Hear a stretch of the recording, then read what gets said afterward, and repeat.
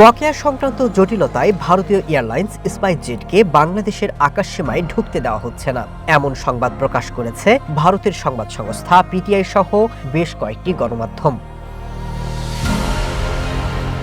তবে বাংলাদেশের বেসামরিক বিমান চলাচল কর্তৃপক্ষ বেবিচক বলছে, গেল বছরের মার্চ মাসে স্পাইসজেট সর্বশেষ বাংলাদেশের আকাশসীমা ব্যবহার করেছে। এরপর আর তারা বাংলাদেশের আকাশসীমা ব্যবহারের অনুমতি চায়নি।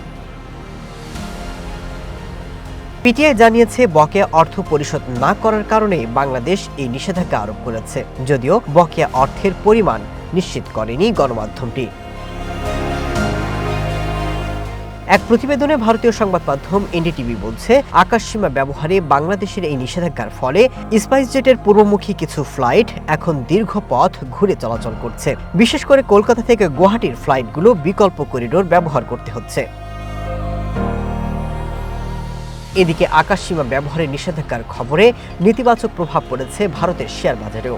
গেল সপ্তাহে স্পাইসজেট জানিয়েছিল, ডিসেম্বরের শেষ হওয়া প্রান্তিকে তাদের 269 কোটি 27 লাখ রুপি লোকসান হয়েছে। মূলত আনুষঙ্গিক খরচ বৃদ্ধি এবং এককালীন কিছু ব্যয়ের কারণে বড় আর্থিক ক্ষতির মুখে পড়েছে এয়ারলাইন্সটি। Masud Rana, one international desk.